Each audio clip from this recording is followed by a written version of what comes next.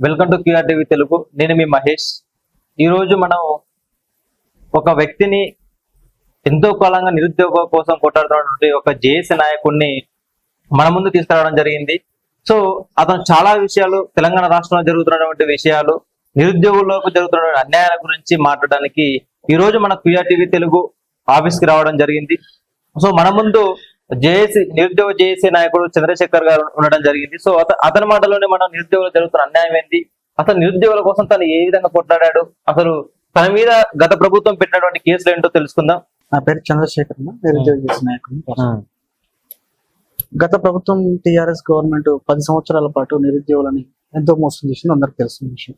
అప్పుడు చివరి ఎలక్షన్ టైంలో నోటిఫికేషన్ ఇమ్మడి ముమ్మడిగా వేసి అప్పుడు అందరినీ ఇబ్బంది పెట్టింది నిరుద్యోగులని.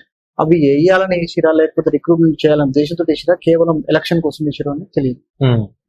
ఆ ఎలక్షన్ టైంలో వాళ్ళు ఏం చేసిరంటే, ఈ ఎలక్షన్ టైంలో ఉద్యోగాల వేటలో పడి నిరుద్యోగులు ఎవరు పట్టించుకోవాలని ఉద్దేశంతో 17 పేపర్లు వాళ్ళు అమ్ముకున్నారు. లీక్ చేసిరా అంటే అమ్ముకున్నారు. ఎందుకు అమ్ముకున్నారని నేను ఇప్పుడు చెప్పగలుగుతున్నానంటే, ఆ రోజు ఆ యొక్క లీక్ విషయంలో ఉన్నటువంటి అధికారులను కానీ ఎవరిని కానీ వాళ్ళు ఇంతవరకు వాళ్ళు పనిష్మెంట్ చేయలేదు. ఇప్పుడు వచ్చినటువంటి ప్రభుత్వాలు కూడా పట్టించుకోలేదు. అంటే దీన్ని బట్టి చూస్తే ప్రభుత్వాలు, ఈ ప్రభుత్వాలైనా ఆ ప్రభుత్వాలైనా ఈ యొక్క అమ్ముకోవడం వల్ల ముందంజలో ఉన్నాయని మనం చెప్పుకోవచ్చు.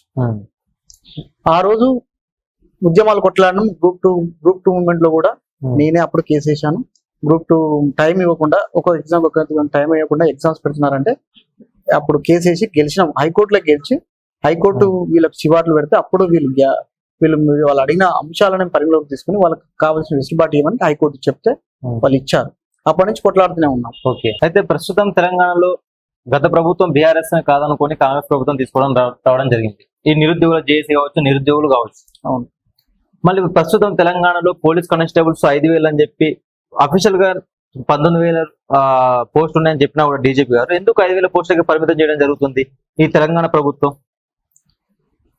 కొన్ని లీక్స్ ఉన్నాయి, కొంతమంది అంటున్నారు 5,000 ఉద్యోగాలని. ఎక్కడ మాత్రం 5,000 ఉద్యోగాలు ఇస్తామని గవర్నమెంట్ ప్రకటించిన దాఖలాలు లేవు. రెండోది, వీళ్ళకి ఎలా తెలిసిందో తెలియదు కొట్లాడే వాళ్ళకి. ఒకవేళ సమస్య ఉంటే డైరెక్ట్ గా వెళ్ళి హోమ్ మినిస్టర్ గారినా లేకపోతే సంబంధిత ఆ శాఖ డీజీపీ గారినా, ఆ శాఖ సంబంధించిన రిక్రూట్మెంట్ బోర్డుకు సంబంధించిన చైర్మన్ గారినా కలిసి మనం దానికి సంబంధించిన విషయాలన్నీ రాబట్టుకోవాలి. కానీ ఈ రోజు వీళ్ళ కొంతమంది కొట్లాడే వాళ్ళకు నిజాయితీ కొట్లాడుతురా, నిజంగా నిజాయితీ కొట్లాడుతురా అనేది కొన్ని సమస్యలు ఉన్నాయి. ఇక్కడ కొన్ని ఉన్నాయి మాటలు కొన్ని. రెండోది ఏంటంటే, ఈ అవకాశం గవర్నమెంట్ ఎందుకు ఇవ్వాలి వీళ్ళకు? వీళ్ళు ఎమ్మటే ప్రకటించాలి కదా.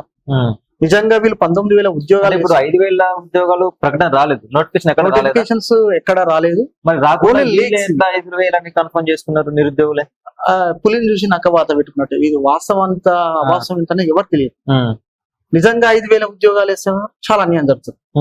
ఎందుకంటే వీళ్ళు ఒక్క సంవత్సరంలోనే, ప్రభుత్వం ఏర్పడిన ఒక్క సంవత్సరంలోనే 2 లక్షల ఉద్యోగాలు వేస్తాము, భారీ డిఎస్సి నోటిఫికేషన్ వేస్తాము, గ్రూప్ 1 వేస్తాము, గ్రూప్ 2 వేస్తాము, పోలీస్ నోటిఫికేషన్ భారీగా రిక్రూట్మెంట్ చేస్తామని వాళ్ళు వాగ్దానం నుంచి 2 లక్షల ఉద్యోగాలు అంటే ఇవే కదా ఉండేది. గ్రూప్ 4 స్థాయి, పోలీస్ కానిస్టేబుల్ స్థాయి, డిఎస్సి, ఇవి గ్రూప్ 4 ఇవే ఉంటాయి కదా. వీళ్ళు వేస్తున్నారు కాబట్టి ఖచ్చితంగా నిరుద్యోగులు కూడా ఆశపడ్డారు. ఆ రోజు ఆశపడి వీళ్ళ యొక్క ప్రభుత్వానికి వాళ్ళు నోటిఫికేషన్ 60,000 నోటిఫికేషన్ ఉన్నా కానీ వీళ్ళ కోసం తిరిగి ఉద్యోగం ఎందుకు ఆ రోజు వాళ్ళు ఉన్నా అని వదిలిపెట్టినామంటే, వాళ్ళు అవినీతి చేసారు, 17 పేపర్లు లీక్ చేసారు. వాళ్ళు వాళ్ళు ఆ ప్రభుత్వము కరెక్ట్ గా రిక్రూట్మెంట్ చేస్తుందా చేయదనే ఒక అనుమానంతో వీళ్ళని తీసుకొస్తే రిక్రూట్మెంట్ కరెక్ట్ గా చేసుకుంటున్న ఉద్దేశంతో వీళ్ళ ప్రభుత్వాన్ని నిరుద్యోగులంతా కలిసి తిండి తిప్పలు మాని మొత్తం తెలంగాణలో ఉన్న ప్రతి గ్రామాన్ని తిరుగుతూ ప్రతి ఒక్క నిరుద్యోగి యొక్క ఆశయం అంటే బీఆర్ఎస్ పోవాలి, కాంగ్రెస్ రావాలంటే కాంగ్రెస్ వస్తే ప్రభుత్వ ఉద్యోగాలు. మీరు అనుకున్న కాంగ్రెస్ ప్రభుత్వం వచ్చింది కదా? వచ్చింది కానీ ఉద్యోగాలు అయితే రాలేదు. అయితే గత కాంగ్రెస్ ప్రభుత్వం ఎన్నికల ప్రచారంలో భాగంగా సరూర్ నగర్ స్టేడియంలో పెట్టినటువంటి సభలో యూత్ డిక్లరేషన్ లో నిరుద్యోగ నిర్మూలన చేస్తానన్న మాట కూడా ఇచ్చింది. అవునండి. మరి అది ఏ విధంగా ఇప్పుడు 5,000 ఉద్యోగాలు ఇవ్వలేని ప్రభుత్వం నిరుద్యోగ నిర్మాణం ఏ విధంగా చేయగలమని మాట ఇచ్చినారు. వాళ్ళు మొదటి అంశం ఏం చెప్పారంటే 2 లక్షల ఉద్యోగాలు మేము వచ్చిన ప్రతి ఒక్క సంవత్సరంలో 2 లక్షల ఉద్యోగాలు మేము నింపుతాము. Job calendar. జాబ్ నింపినాక ఈ 2 లక్షల ఉద్యోగాలతో పాటు జాబ్ కార్డు రిలీజ్ చేస్తాము. రిలీజ్ చేసినాక ఈ 2 లక్షల ఉద్యోగాలు అయిపోయినాక ప్రతి సంవత్సరం ఖాళీలు ఏర్పడతాయి కదా, ఆ ఖాళీలను మేము ఏ ఒక్క ఖాళీని మేము అట్లా ఖాళీగా ఉంచకుండా అందరితో ఫిల్ చేస్తామని చెప్పారు. భర్తీ చేస్తామని చెప్పిన ప్రభుత్వము 2 లక్షల ఆ 2 లక్షల ఉద్యోగాలు ప్రతి ఒక్క నిరుద్యోగి ఇయ్యలేము కదా మేము. అందుకని రాజీవ్ యువ వికాసం అని ఆ ప్రోగ్రాం పెట్టి మేము ప్రతి ఎవరైతే ఉద్యోగం రానటువంటి వారు ఉన్నారో వాళ్లకు, ఎవరైతే వ్యాపారాలు పెట్టుకోవడం చిన్న చిన్న వ్యాపారాలు పెట్టుకోవడం వాళ్ళకి వడ్డీ లేని రుణాలు 10 లక్షల వరకు ఇస్తామని వాళ్ళు వాగ్దానం ఇచ్చారు. అది కూడా కాకుండా ఏం చేశారు, ఇక్కడ ఉన్నటువంటి లోకల్ కంపెనీస్ లలో లోకల్ రిజర్వేషన్ తీసుకొస్తాము. 75% లోకల్ రిజర్వేషన్ తీసుకొచ్చి ఇక్కడ ఉన్నటువంటి నిరుద్యోగులకి ఉద్యోగ కల్పన కల్పించి మన రాష్ట్రంలో మన ప్రభుత్వం ద్వారా లబ్ధి పొందినటువంటి ఈ ప్రైవేట్ కంపెనీలలో ఖచ్చితంగా లోకల్ రిజర్వేషన్ ఇంప్లిమెంట్ చేస్తామని ఒక చట్టం తీసుకొస్తామని చెప్పి ఇది ఒక మోసం చేశాను. మరి మీరన్నా ఈ రాజీవ్ యువ వికాసం ఏదో ఉంది కదా, ఆ రాజీవ్ యువ వికాసం అనేది అమలు పథకం మొదలు పెట్టారా మరి ప్రభుత్వం? వాళ్ళు దానికి సంబంధించిన మొదలు పెట్టినట్టుగా 6,000 కోట్ల రూపాయలు దానికి అలకేట్ చేసినట్టు కూడా కొంచెం సమాచారం ఉంది. కానీ ఇంతవరకు ఎవరికి ఇచ్చారు అనేది వాళ్ళకు తెలుసో తెలియదో నాకు తెలుసు. ఇంతవరకు అయితే ఎవరికి ఇవ్వలేదు. వాళ్ళు ఎవరికి ఇచ్చినట్టు మీరు డేటా బయట పెట్టండి. అయితే ఇప్పుడు ఇంకొక కొత్త విషయం ఏంటంటే, గత ప్రభుత్వంలో తీసుకొచ్చిన జీవో నెంబర్ 46 మళ్ళీ ఇప్పుడు అదే నిరుద్యోగులతోటి ఉండి ఎందుకు జీవో నెంబర్ 46 రద్దు చేయాలని కోరుకుంటుంది? ఇక్కడ నిరుద్యోగుల్ని ప్రతి ఒక్క రాజకీయ పార్టీ ఒక వాడుకొని వదిలిపెడుతున్నారు. ఓకే, ఆ రోజు తెలియదా కాంగ్రెస్ పార్టీకి తెలియదా? కాంగ్రెస్ కు లీగల్ టీం ఉండదా? కాంగ్రెస్ కు ఎక్స్పర్ట్స్ ఉండరా? ఆ రోజు రద్దు కాదని మీకు తెలియదా? 100% ఉంటుంది లీగల్ ఎక్స్పర్ట్. మరి ఈ రోజు ఎట్లా రద్దు కాదంటున్నారు? అదే కోదండరామ్ సార్ దగ్గరికి వెళ్ళి నేను మాట్లాడినా. బీఆర్ఎస్ తీసుకొచ్చినప్పుడు కాంగ్రెస్ రద్దు చేయాలని కోరుకున్నది. ఇప్పుడు కాంగ్రెస్ ప్రభుత్వం ఉన్నప్పుడు బీఆర్ఎస్ కోరుకుంటుంది. అసలు బీఆర్ఎస్ కి ఇక్కడ సిగ్గు ఏమన్నా ఉంటే, మానం మర్యాద సిగ్గు ఉంటే మీరు ఎట్లా కొట్లాడతారు? ఆ రోజు మీరు ఎట్లా తీసుకొచ్చారు? ఆ రోజు తీసుకురాకుండా ఉండాల్సింది కదా. ఆ రోజు తీసుకొచ్చి ఈ రోజు కొట్లాడుతున్నారు. మరి అప్పుడేం చేసినారు? గాడిద పళ్ళు దగ్గర. మరి ఇంత తెలిసినా కూడా నిరుద్యోగులకి జీవో నెంబర్ 46 తోటి నష్టం ఎంత ఉందో తెలుసు నిరుద్యోగులకి. గత బీఆర్ఎస్ కాదనుకుని కాంగ్రెస్ తీసుకొచ్చారు. మరి ఇప్పుడు ఎందుకు మళ్ళీ బీఆర్ఎస్ తోనే నడుస్తున్నారు అంటే మీ సమాధానం ఏంటి అసలు? ఈ నిప్పు లేనిదే పొగ రాదన్నట్టుగా కాంగ్రెస్ పార్టీ కూడా కొన్ని ఆరోపణలు చేస్తున్నది. కొంతమంది కొన్ని రాజకీయ పార్టీలతోటి అలాంటిది ఛాన్స్ ఇచ్చింది కూడా ఇప్పుడు ఉన్నటువంటి ప్రభుత్వం. ఒకవేళ తిరుగుతుండొచ్చు, ఎవరికైనా కొందరికి ఉంటది రాజకీయ కాంక్ష ఉంటది, పోవాలని ఉంటది. వాళ్ళకి అవకాశం ఇస్తుంది కాంగ్రెస్ పార్టీ. మీరు జీవో నెంబర్ 46 మీరు రద్దు చేయండి. ఈ అవకాశం నిరుద్యోగ లీడర్స్ లలో రాజకీయం చేయాలని కోరుకున్న వాళ్ళు ఉన్నారా? ఉంటారండి, ఎవరికైనా ఆశ ఉంటది, ఉంటారు. నిరుద్యోగులు అనలేదు. నిరుద్యోగులు అంటే పెట్టుకుంటే కొంతమంది రాజకీయ చేస్తూ ఉంటారు. కొంతమంది ప్రతి నిరుద్యోగ అంశాన్ని కొందరు కొట్లాడుతున్నారు కదా. ఇప్పుడు బాగా బయటకు వైరల్ అవుతున్న విషయం ఏంటంటే, ఈ నిరుద్యోగుల్ని ప్రతిపక్ష బీఆర్ఎస్ ఎగేస్తున్నది కాంగ్రెస్ మీదకి అనేది బాగా వ్యతిరేకత వస్తుంది. నిరుద్యోగులలో ఈ యొక్క విషయం పట్ల పూర్తి అవగాహన ఉన్నది. కాకపోతే వీళ్ళు వాళ్ళని వాడుకుంటారు అనేది అనుకుంటారు, కానీ నిరుద్యోగులు వీళ్ళని వాడుకుంటారు. ఎందుకంటే ప్రతి ఒక్క కొట్లాడేటప్పుడు ప్రతిపక్షం ఉన్నోడు మాట్లాడాలి. వాళ్ళు మాట్లాడుతున్నారు, తప్పులేదు. కానీ దీనిని నిరుద్యోగులని మీరు వాడుకోవడానికి ప్రయత్నించకండి. ఈ అంశాలని నిజంగా మీకు నిజాయితీ ఉంటే నిరుద్యోగుల తరఫున కొట్లాడి ఈ జీవో నెంబర్ 46 గురించి మీరు తప్పు చేసి కదా, మీరు రద్దు చేయించండి. ఇప్పుడు మీరు రద్దు చేపిస్తే మీకే పేరు వస్తుంది కదా. సరే, మీరేమని మా తప్పు అయిపోయింది, మేము కాంగ్రెస్ ఏమంటే బీఆర్ఎస్ తీసుకొచ్చిన జీవో నెంబర్ 46 వాళ్ళు రద్దు చేయమని ఇది లేదా వాళ్ళకి అని అంటున్నారు. రద్దు చేయమంటారు కదా, మీరేం చేస్తారు మరి? మీరు వాగ్దానం ఇచ్చారు కదా, మీరు రద్దు చేయండి. వాళ్ళు రద్దు చేయమంటారు. మరి మీరు వాగ్దానం ఇచ్చి వచ్చారు. జీవో నెంబర్ 46 రద్దు చేస్తాం కాంగ్రెస్ హామీ ఇచ్చిందా? ఇచ్చింది. ఎక్కడ? సోమాజిగూడ ప్రెస్ క్లబ్ లో జీవో నెంబర్ 46 అనేది రాజ్యాంగానికి విరుద్ధము. ఇక్కడ మనం నిధులు, నియామకాలు, నీళ్లు అనే ట్యాగ్ లైన్ తోటి తెచ్చుకున్న తెలంగాణ మనకి ఇక్కడ ఈ హైదరాబాద్ లో ఉన్నటువంటి సెటిలర్స్ అనేటువంటి ఆంధ్ర వాళ్ళకి ఎక్కువ ఉపయోగం చేసేటట్టు ఈ టిఆర్ఎస్ గవర్నమెంట్ చేసింది. దాన్ని మేము వచ్చిన ఒక్క సంవత్సరంలో మేము వచ్చిన నెక్స్ట్ స్టేజ్ నోటిఫికేషన్ కు కానిస్టేబుల్ పీసీ నోటిఫికేషన్ మేము రద్దు చేసి మేము ఈ యొక్క రద్దు చేసినాక మీకు నోటిఫికేషన్ ఇస్తామని కాంగ్రెస్ గవర్నమెంట్ వాగ్దానం చేసింది. సోమాజిగూడ ప్రెస్ క్లబ్ లో కోదండరామ్ సార్ ఉన్నాడు, డాక్టర్ రియాజ్ ఉన్నాడు, తర్వాతకి ఇప్పుడు ఉన్నటువంటి సీఎం రేవంత్ రెడ్డి గారు కూడా ఒక వాగ్దానం చేసినారు. అప్పుడు బ్రహ్మరథం పట్టిన వాస్తవానికి పోలీస్ కానిస్టేబుల్ నిరుద్యోగులు కూడా. అయితే ప్రస్తుతం తెలంగాణలో మనకి ఇంకొక వాదన కూడా ఇవ్వడం జరిగింది కాంగ్రెస్ ప్రభుత్వం యూత్ డిక్లరేషన్ లో. ఉద్యోగాలు అందరికీ రావు, ఉద్యోగం లేని వారికి నిరుద్యోగ వృత్తి ఇస్తామని కూడా ఒక మాట హామీ ఇవ్వడం జరిగింది. అది ఎంత వరకు అమలైంది అసలు తెలంగాణలో? అసలు ఆ పథకం మొదలు పెట్టిరా ప్రభుత్వం వాళ్ళు? అన్న వాళ్ళు ఫస్ట్ పాయింట్ గానే అయిపోయారు. 2 లక్షల 2 లక్షల ఉద్యోగాలు ఇవ్వలేదు, యువ వికాసం ఇవ్వలేదు మీరు అంటారు. మరి నిరుద్యోగ వృత్తి అయినా ఇస్తురా? నిరుద్యోగ వృత్తి ఇంతవరకు అయితే అసలు దాని గురించి ఒక ఆర్థిక శాఖల కనీసం బడ్జెట్ కూడా కేటాయించినప్పుడు ఎట్లా ఇస్తారు చెప్పవాలి. ఓకే, వాళ్ళకు అసలుకి ఉద్యోగాలు ఇవ్వాలనే కానీ నిరుద్యోగులు అనే అంశాన్ని కేవలం ఎలక్షన్ వరకు వాడుకున్నారు. అది చెరువు అది ఓడ ఉన్నంతసేపు ఓడ దాటినాక బోడమల్లె మాదిరి ఇలా ఉన్నది. వీళ్ళు నిరుద్యోగులకు వేయాలని చిత్తశుద్ధి లేదు, వీళ్ళు కేవలం రాజకీయాల కోసం వాడుకున్నారు. ఇప్పుడు మూసీ నది ప్రక్షాళన ఉంది, మూసీ నది ప్రక్షాళన ఎక్కడన్నా పెట్టారా? వాళ్ళు పెట్టలే.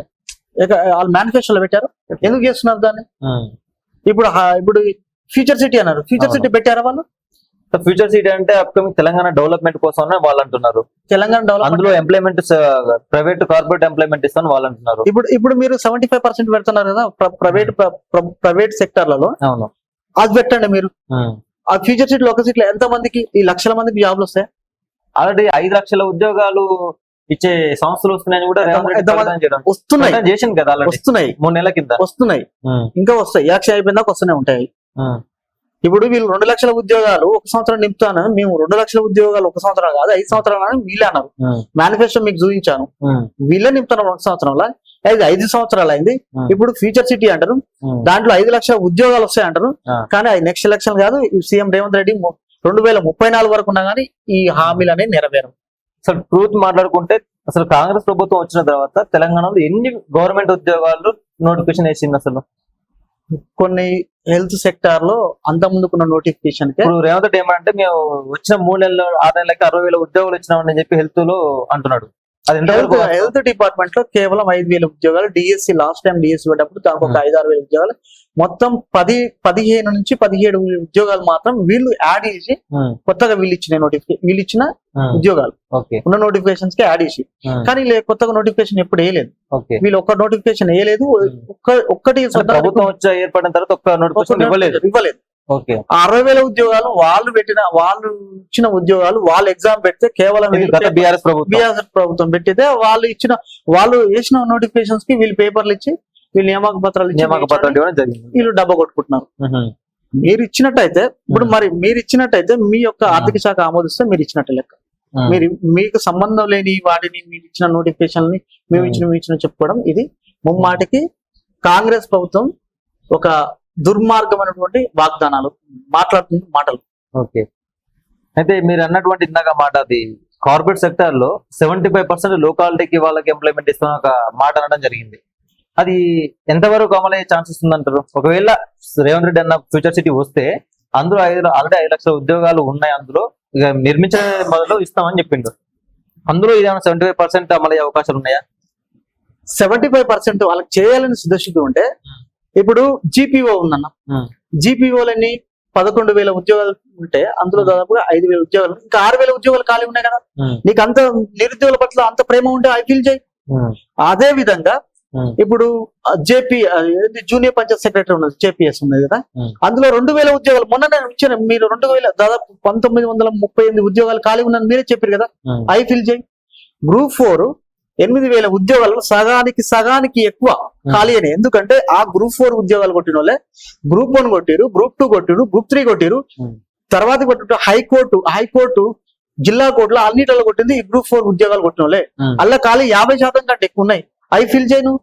నీకు నిరుద్యోగ పట్ల చిత్తశుద్ధి ఉంటే అవి చేయి. ఫస్ట్ నువ్వు ఫ్యూచర్ సిటీ గురించి కేవలం వీళ్ళ యొక్క రియల్ ఎస్టేట్ వ్యాపారాన్ని పెంచుకోవడానికి తప్ప నిరుద్యోగుల పట్ల వీళ్ళకు అసలుకి ఏ మాత్రం వీళ్ళకు కనీసము కనికరం కూడా లేదు. వీళ్ళని ఒక వాడుకొని ఒక బలి పశువులు చేసింది ఎవరంటే కాంగ్రెస్ ప్రభుత్వం, రేవంత్ రెడ్డి గారు. రేవంత్ రెడ్డి గారికి చెప్తున్నాను, నిరుద్యోగులు ఇంత దారుణంగా మోసం చేసినావు కదా, నువ్వు నెక్స్ట్ టైం ఎమ్మెల్యే కూడా గెలుపు. ప్రతి ఒక్క నిరుద్యోగి కడుపులో మండుతున్న మంట ఆ మంటలో నువ్వు కాలి బూడిదైపోతావు. ఓకే. అంటే యాక్చువల్గా ఈ విషయం మీకు తెలుసు, మాకు తెలుసు. జీవో నెంబర్ 46 అని ఎందుకు తీసుకొచ్చారు అసలు బీఆర్ఎస్ ప్రభుత్వం?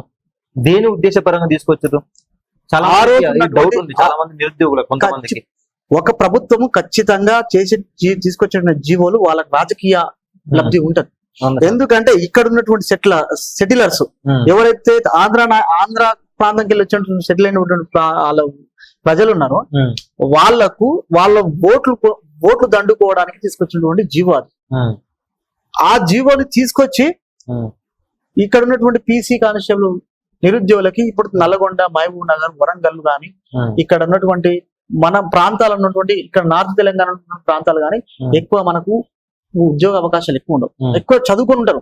చూడండి, నల్గొండలో కానీ మహబూబ్ నగరం పీజీలు పిహెచ్డీ చేసి ఉంటారు, కానీ ఉద్యోగాలు ఉండవు. ఎందుకుంటామంటే మనకున్నటువంటి పరిస్థితులు, మనకు అక్కడ వాటర్ సోర్సెస్ ఉండవు, మనకు కంపెనీస్ ఉండవు.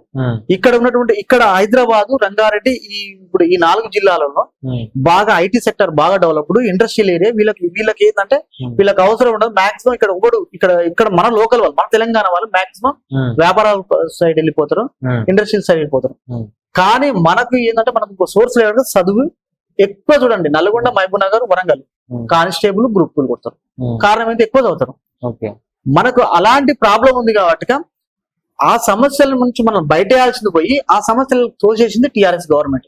ఆ టిఆర్ఎస్ గవర్నమెంట్ చేసిన తప్పు కంటే ఇంకా పెద్ద తప్పు చేసింది ఏంటంటే కాంగ్రెస్ గవర్నమెంట్ జీవో నెంబర్ 29 తీసుకొచ్చి మన ఎస్సీ, ఎస్టీ, బీసీ బిడ్డల్ని నెట్ట నిలువున మొత్తం ముంచేసింది. ఎందుకంటే ఇక్కడ ఉన్నటువంటి తెలంగాణలో ఈ ఆంధ్ర సెటిలర్స్ కు మేలు చేయడానికి జీవో నెంబర్ 29 తీసుకొచ్చి దాదాపుగా ఓపెన్ కేటగిరీలో మాక్సిమం 50% ఈ ఆంధ్ర వాళ్ళు సెలెక్ట్ అయిపోయారు గ్రూప్ 1 లో కూడా. ఇంత దారుణంగా చేసినటువంటి కాంగ్రెస్ గవర్నమెంట్, కాంగ్రెస్ పార్టీ అనేది నాకు తెలిసి మనం పుస్తకాల చరిత్రలో 1969 ఉద్యమం ఎట్లా చదువుకుంటున్నామో, తర్వాతకి 2014 మలిదశ ఉద్యమం, 2009 నుంచి 14 వరకు మలిదశ తెలంగాణ ఉద్యమం ఎట్లా చదువుకుంటున్నామో, కాంగ్రెస్ పార్టీ ఉంటుంది అనేది చరిత్రలో మనం చదువుకోవడానికి ఎక్కువ స్కోప్ ఉంది. ఎందుకంటే కాంగ్రెస్ పార్టీకి దేశంలో గెలవదు. ఎందుకంటే అన్ని అబద్ధపు హామీలు, దొంగ హామీలు, అన్ని దొంగ వాగ్దానాలు ఇచ్చి ఒక్క వాగ్దానం నిలబెట్టుకున్నావా? ఒక్క వాగ్దానం నిరుద్యోగులనే కాదు, సంపన్న వర్గాలను మోసం చేసింది, ముసలోళ్ళను మోసం చేసింది, పెన్షన్ల కాడ రైతులను మోసం చేసింది, అన్ని వర్గాలను మోసం చేసిన కాంగ్రెస్ పార్టీ ఇంకా ఎట్లా గెలుస్తుందని మీరు అనుకుంటే?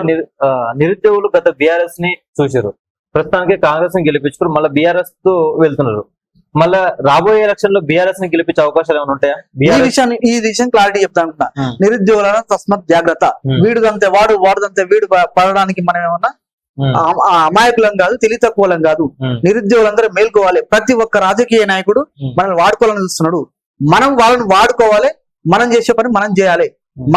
మనం కూడా వీళ్ళకు రాజకీయ శక్తికి ఒక రాజకీయ ప్రత్యామ్నాయం రావాలి. ఇప్పుడు తెలంగాణలో రాజకీయ ప్రత్యామ్నాయం అంటే ఏ విధంగా? అంటే నిరుద్యోగులకు రాజకీయ పార్టీ పెట్టే అవకాశాలు ఉన్నాయా? చెప్పలేమన్నా, ఏమవుతుందో. 1916 జరగలేదా? 1916 టీపీఎస్ వచ్చి అన్ని రాజకీయ పార్టీ తొక్కేసి విద్యార్థులే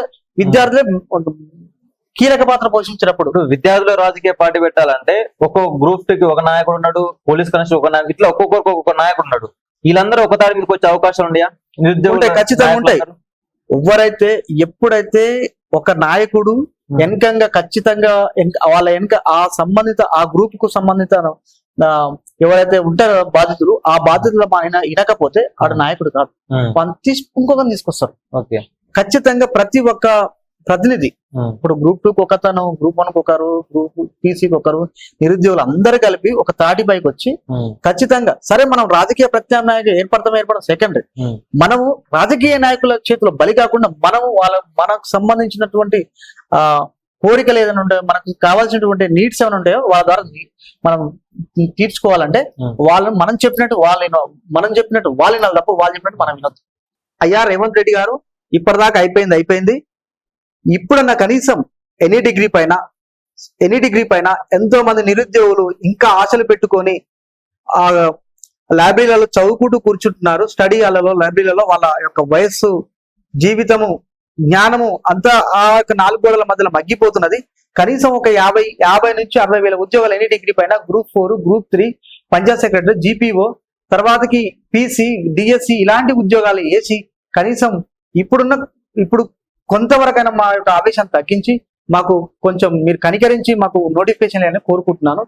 ఇప్పుడన్నా మీరు కనికరించకపోతే మీకు మీ కాంగ్రెస్ గవర్నమెంట్ కు మీకు మీ అందరికి మా యొక్క ఉసురు తగులుతుందండి. ఎందుకు ఇలా చేస్తున్నారు? రేవంత్ రెడ్డి దయచేసి మీరు దీనిపైన ఆలోచించాలని నేను కోరుకుంటున్నాను. సో ఇదండి నిరుద్యోగ జేఏసీ నాయకుడితో ఈ రోజు మనం చేసినటువంటి ఇంటర్వ్యూ. చూస్తున్నానండి QRTV తెలుగు.